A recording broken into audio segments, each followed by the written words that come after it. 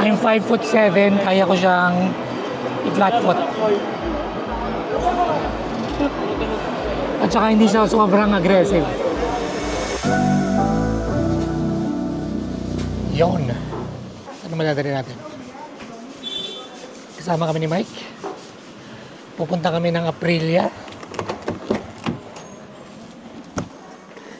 Launch ng 457 ngayon, and what we're gonna do, excited kami actually about the Aprilia 457 kasi wala pa ako nakikitang, well actually meron naman. First time na Aprilia magla-launch ng ganito kamurang motor. It's I think it's 348,000 348,000, and our friends from Aprilia, MSI, and Biker Box are gonna be there, and we are all excited to see them. Tsaka sina Joe Moto, nandyan mamaya. Kita-kits!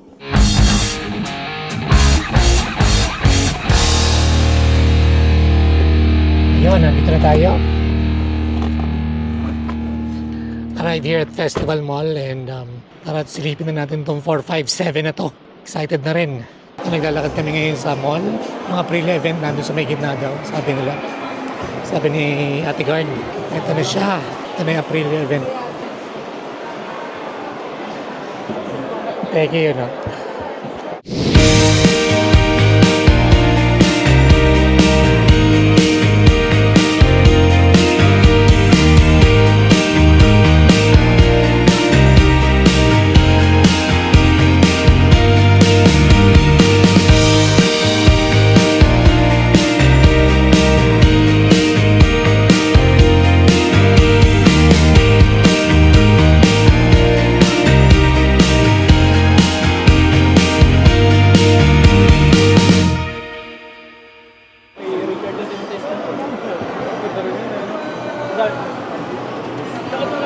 I'm 5'7", kaya ko siyang i-flat foot. At saka hindi siya sobrang aggressive. Very lightweight, very nimble. Ganda. Yung tank niya, it's very sexy. Parang sarap i-grip eh. I-grip dito.